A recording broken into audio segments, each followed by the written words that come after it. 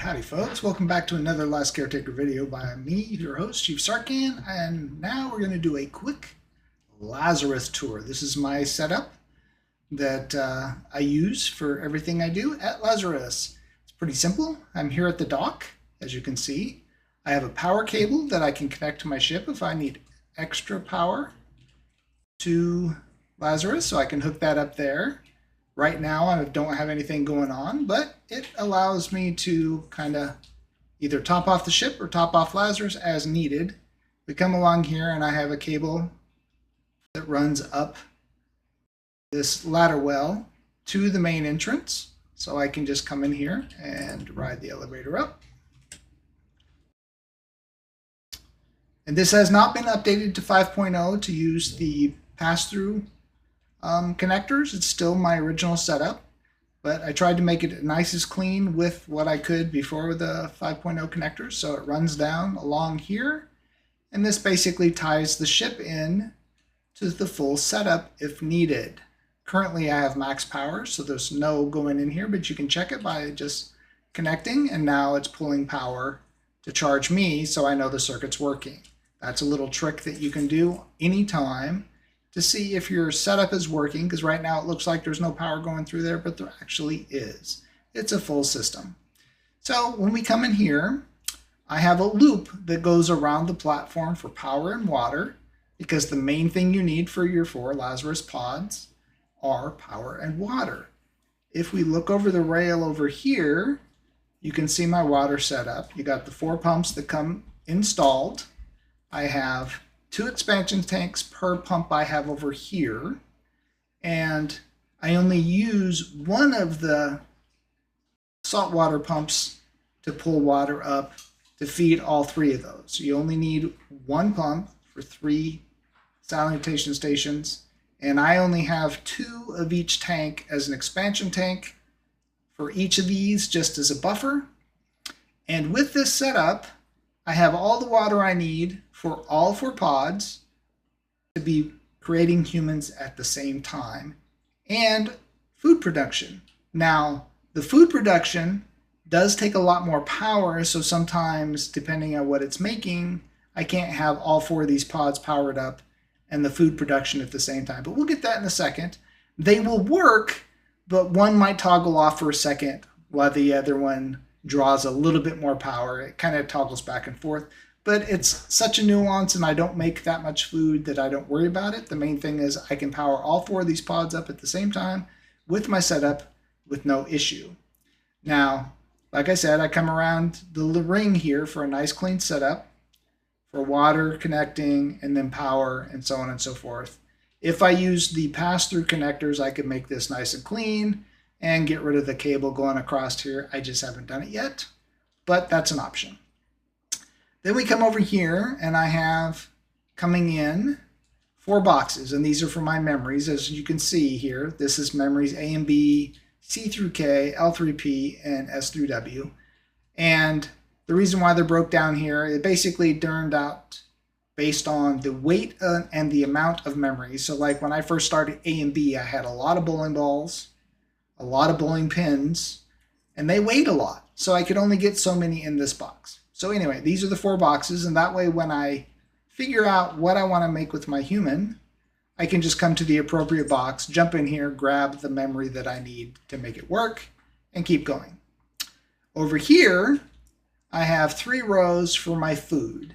And the way this is set up is each box can hold 50 food. So I have 50 of every type of food, and it's broke down by white food, the common, green food, the uncommon, and then the blue food in this row. And because I have names on each box, and I can reach over a row. So like if I need bone fortified, I can just open it right here and get bone fortified. I back up, I get hyper evolution. If I need that high fat, I just go down the middle row, and so on and so forth.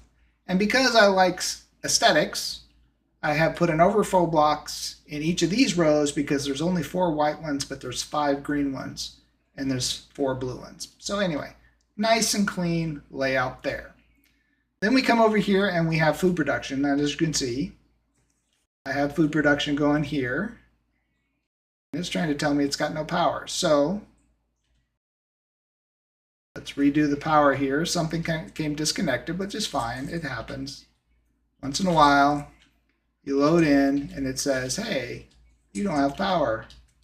Cable's come loose. It's early access, so it's not a big deal.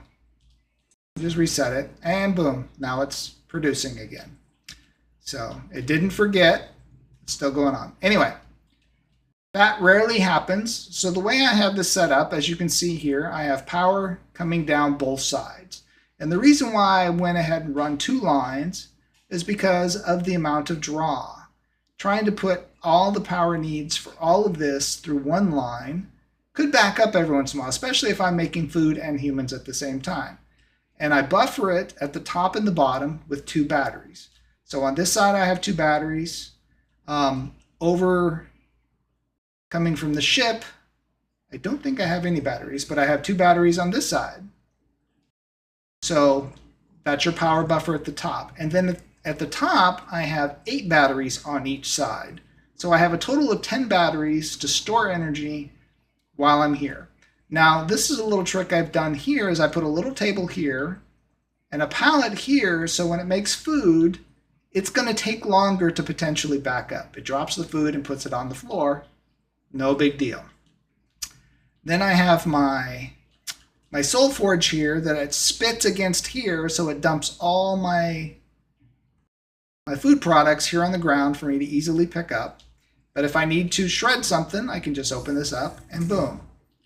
I don't need any oil in here, so there's no reason for that.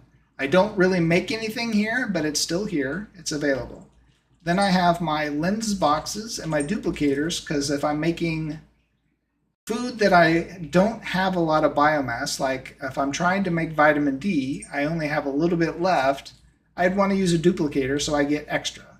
Or if I'm making Genesis food that takes a long time, I'll put the duplicator in here so I get extra food, right? And I put the boxes here to help me keep from accidentally walking into the hole. Now what I have here is the biomass of the corresponding colored box with the type of food or protein that it makes. So like in this case, bio seaweed makes carbohydrates and protein. You get both of those, so if I pour the seaweed into the soul forge, I will get these 2 items. And then I use the top of the box to tell me, do I need more or do I have enough? Like here, I have a full box of bio waste that only gives me fat. So if I start getting low on fat, I just grab out of this box, dump it in there, and at some point, if these boxes start getting low, then I'll refill them from the ship.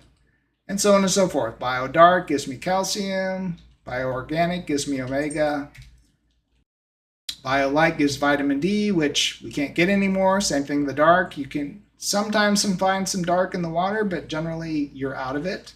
And then just hunt sharks and you can get the red, which gives you the bioregulator. It gives you the mitochondrial amplifier. I just put bio, mito, and newt as explanation name, and then over here, nanite nutrient. So the red gives you 3 different types. So this is my cooking session. As long as I'm here, it'll keep producing, and what I do is I keep 50 of every food. So the number represents how many you have, and the boxes are full. Right now, I have boxes because I made humans recently. So my boxes aren't full to 50, so I'm producing whatever I need. All I have to do is go in here, and it tells me, hey, I have 50 of those, 50 of those, 50 of those, 50 of those, and I can instantly see what do I need to make. Right now I only have 42 Genesis, and as you can see here, it's making the Genesis because I've already queued up 8. That brings me to 50. I'm all done. So these, I can just come in here and I can go, oh, what am I not full on? Oh, I don't have here, hit J, boom. Oh, hit J. That one's not full. I don't even have to look or think.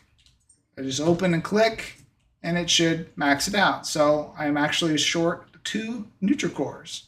So I need to queue those up. I don't know if I have them queued. Let's go look. Did I already queue the NutriCores? I did not, so I need 2 NutriCores. Oh, okay. is it saying?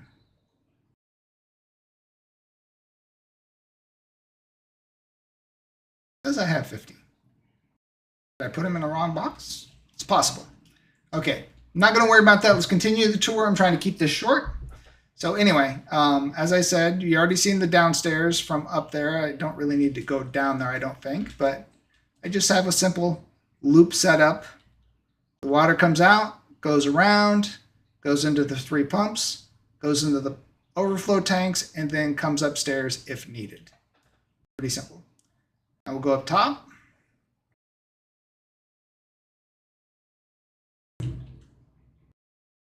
And I'll show you where I put my power connections to maintain the shortest distance from here to the power that you can have by putting your wind and air outside without going on the side. You could go on the side, but then you wouldn't be able to get as much sunlight and wind blockage because you're not on top, you're on the side. Anyway, so like I said, I have a bank of 8 buffer batteries on each side, and they're independently fed on each side, but they are also balanced by a line in the middle. So it'll choose its path of least resistance. It looks like, oh, why is it going that way and not this way also? Game logic. I did not use the pass-through. I could have brought it down here, but I liked the look of keeping it simple. And I went up here, and like I said, I did not use the new 5.0 connectors. This was an old setup, so it's still that way. I do have a separate batteries, 2 batteries over there to maintain the lights and elevators that are separate. Those don't need to do anything with this. This is all for powering my food and human generation.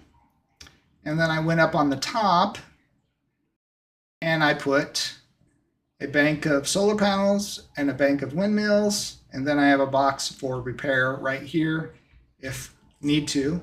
They only take damage when you're here, so it doesn't need to be fixed very often. So there you go. That is my setup. By the way, that's a quick tip. If you've never known that before, you can jump off a ladder, and as long as you grab it before you hit the ground, it makes transversal so much quicker. Boop, there we go. I saved a lot of time than trying to climb the ladder. And that, in a nutshell, is my Lazarus setup. So if you have any comments, questions, or thoughts, please leave them at the video and check me out in the future with another Last Caretaker and or any other game video that I may come to you with in the future. Thanks for checking me out. I appreciate your time. Have a good day.